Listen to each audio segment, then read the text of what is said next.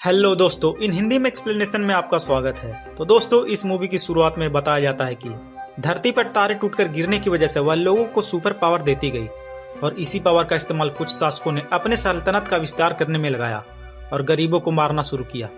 मगर एक योद्धा जिसके पास एक खास प्रकार का सुपर पावर होता है, वह उन सब बुरे लोगों को मारना शुरू कर देता है और यहाँ तक उनके वंशज को भी। फिर दोस्तों, हम एक कोल्ड स्टील नाम के बंदे को देखते हैं जो तारे के टुकड़े को पीट रहा होता है।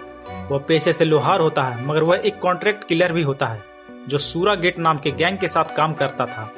मगर कई साल पहले गैंग को छोड़ देने के बाद उस गैंग के हेड स्टील से पैसे देकर काम करवाते हैं। तभी उसका दोस्त फैंग आता है और एक कॉन्ट्रैक्ट देता है। फैंग बोलता है कि इस काम को औरत, बच्चों और देशभक्त को मारे बिना पूरा करना होगा। दरअसल सूरा गेट के मेंबर सिर्फ बुरे लोगों को ही मारते हैं और उनका मकसद कमजोरों की सहायता करना होता है। फिर हम देखते हैं एक स्वांग नाम के ऑफिसर को जो दो औरतों को जबरदस्ती रखा होता है और उनका शोषण करने की सोच रहा होता है। तभी वहाँ अपने काम को पूरा करने के लिए स्टील पहुँचता है। फिर हम देखते हैं कि स्टील स्वांग के गार्ड पर हमला करता है। स्वांग जवाब में स्टील पर गन चलाता है। उस गन से निकले हुए बुलेट स्टील के आर पार हो जाता है, मगर हम देखते हैं कि स्टील का वह घाव तुरंत हिल हो जाता है। फिर हम देखते हैं कि स्टील स्वांग को मारने जाता है, मगर तभी वह दोनों लड़कियां कोल्ड स्टील पर चाकू से हमला कर देती है। दरअसल स्वांग को कोल्ड स्टील के बारे में पहले से पता होता है कि वह उसे मारने आ रहा है और यह सब स्वांग की चाल होती है स्टील को मारने की। फिर हम देखते हैं कि स्टील उन लड़कियों को आसानी से खत्म कर देता है और स्वांग की धुलाई कर देता है और एक फाइनल पंच मारकर उसकी आत्मा को बाहर निकाल देता है और स्वांग वहीं मारा जाता है। फिर हम देखते हैं कि स्टील गार्ड के कपड़े पहनकर वहां से निकल जाता है। आगे जाने पर उसे हैट मास्टर मिलता है जो सूरा गैंग का मेंबर होता है। वह कहता है कि संघ स्टील के कामों से खुश नहीं है क्योंकि वह नियमों के मुताबिक काम को अंजाम नहीं देता। इस पर स्टील बोलता है कि वह अपना काम अपने तरीके से करना चाहता है और यह कहकर स्टील वहां से चला जाता है। आगे जाने के दौरान उसे फैंग मिलता है जो उसे कहता है कि वह उससे लड़ना चाहता है और पता करना चाहता है कि उन दोनों में कौन ज्यादा ताकतवर है। फिर हम देखते हैं कि उन दोनों के बीच लड़ाई स्टार्ट हो जाती है। लड़ाई में स्टील फैंग पर भारी पड़ रहा होता है और उसकी धुलाई कर रहा होता है। तभी वहाँ बारिश होने लगती है और इस बार फैंग स्टील पर भारी पड़ने लगता है, मगर स्टील उसे किसी तरह दूर करता है। फिर हम देखते हैं कि फैंग जिसके पास थंडर की शक्ति होती है, वह थंडर को समन करता है और स्टील पर अपना आखिरी वार करने वाला होता है, मगर स्टील अपना वार पहले कर देता है जिससे फैंग अधमरा हो जाता है। मगर मरने से पहले फैंग बताता है कि उसने अपने माँ की आजादी के लिए उसे मारने का कॉन्ट्रैक्ट लिया और लड़ाई की और यह कॉन्ट्रैक्ट हैट मास्टर ने दिया था। वह बताता है कि हैट मास्टर ने उसको धमकी दी थी कि ऐसा नहीं करने पर वह फैंग और उसकी माँ को मार देगा और यह कहकर फैंग अपना दम तोड़ देता है। इधर हम मरे हुए स्वैंग को देखते हैं जहाँ एक कमांडर आता है। स्वैंग उस कमांडर का ही बेटा होता है। वह कमांडर अपने सिपाहियों से किलर को ढूंढने को कहता है, मगर बाद में वह काम लीच गैंग को देने के लिए कहता है। फिर हम स्टील को देखते हैं जो एक बार में होता है। तभी वहाँ की ऑनर हुंगलो आ जाती है और स्टील को एक ड्रिंक बनाकर देती है। तभी थोड़ी देर में वहाँ एक मेज नाम की लड़की आ जाती है जो स्टील की मुंह बोली बहन होती है। वह स्टील से बोलती है कि आपने मुझे एक खिलौना लाकर देने का वादा किया था, तो वह खिलौना किधर है। तभी स्टील एक छोटा सा खिलौना मेज को देता है और वहाँ से चला जाता है। स्टील के जाने के दौरान मेज स्टील का लाल दिल देखती है। दरअसल मेज के पास भी शक्तियाँ होती है। वह अपने शक्तियों से अगले आदमी को पहचान लेती है कि वह अच्छा है या बुरा। अगले दिन हम देखते हैं लीच गैंग के कुछ मेंबर को जो स्वैंग के पास आते हैं उसकी बॉडी को देखने के लिए। तभी लीच गैंग का एक मेंबर जिसका नाम डैन होता है, वह अपने आदमियों से किलर को ढूंढने के लिए कहता है। तभी उसके साथ आई एक लड़की जिसका नाम सीम होता है। वह कहती है कि मास्टर ने हमें ऐसे लोगों को ढूंढने को कहा है जिसके पास पावर हो और वह मास्टर के लिए ज्यादा जरूरी है। फिर दोनों वहाँ से चले जाते हैं और अपने मास्टर के पास पहुँचते हैं। सीम अपने मास्टर के सामने एक लड़के को पेश करती है जिसके पास पावर होती है। यह देखकर मास्टर उस लड़के को समुद्र के किनारे वोट पर ले जाने को कहता है। फिर वो मास्टर इनाम के तौर पर सीम को एक सफेद बोआ का जहर देता है जिससे सीम की जहरीली शक्ति और भी बढ़ सके। फिर वह मास्टर सीम और डैन को और भी पावर वाले लोगों को इकट्ठा करने के लिए कहता है। दरअसल वह मास्टर उन पावर और लोगों को विदेश में बेचकर अपनी शक्तियों को और भी बढ़ाना चाहता है और दुनिया पर राज करना चाहता है। फिर हम डैन को देखते हैं जो कुछ लोगों को पकड़कर धमका रहा होता है और स्वयं के किलर के बारे में जानने की कोशिश करता है, मगर तभी एक बंदा डर के मारे बताता है कि उसे किसी ने पैसे दिए थे जो सूरा गेट के नाम से जाने जाते हैं। फिर डैन कमांडर के पास जाता है और उसे बताता है कि तुम्हारे बेटे को सूरा गेट के एक किलर ने मारा है और उसका मजाक उड़ाता है कि मात्र 50 ओशियन के लिए तुम्हारे बेटे को उस किलर ने मार डाला और यह कहकर डैन वहां से चला जाता है। आगे हम देखते हैं कि हुंग और मेज दोनों बातें कर रहे होते हैं। तभी वहाँ एक बुजुर्ग व्यक्ति जिसका नाम चुंग होता है, वह अपने एरिया का सबसे अमीर व्यक्ति होता है। वह स्पेशल हुंगलो से मिलने आया होता है और उसके लिए एक महंगे पोशाक लाता है। दरअसल चुंग हुंगलो को पसंद करता है, मगर हुंगलो चुंग को पसंद नहीं करती और उसे बहाना बनाने लगती है और वह पोशाक भी नहीं लेती।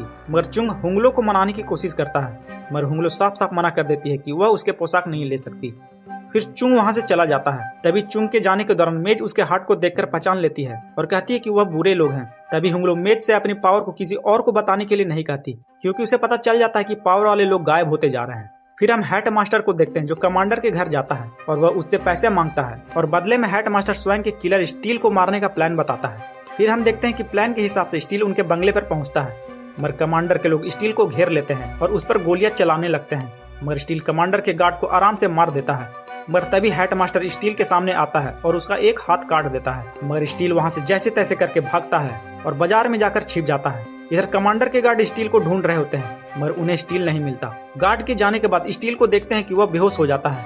तभी उसी दौरान उस रास्ते से हुंगलो और मेज गुजर रही होती है। स्टील को अधमरा हालत में देखकर हुंगलो और मेज स्टील को अपने बार में ले जाती है और उसकी थोड़ी बहुत मरहम पट्टी करने की कोशिश करती है, मगर तभी हम देखते हैं कि स्टील का हाथ मेटल के बर्तन से खुद ही रीजनरेट होने लगता है। फिर अगली सुबह होने पर स्टील को होश आता है, वह अपने हाथ को देखता है। तभी वहाँ हुंगलो और मेज पहुंच जाती है। हुंगलो स्टील से बोलती है कि वह कल रात उसका ढेर सारा खून देखकर डर गई थी। फिर वह स्टील से अपना नुकसान का हिसाब करने के लिए कहती है। इस पर स्टील बोलता है कि उसके पैसे चुकाने के लिए उसे बाहर जाना होगा।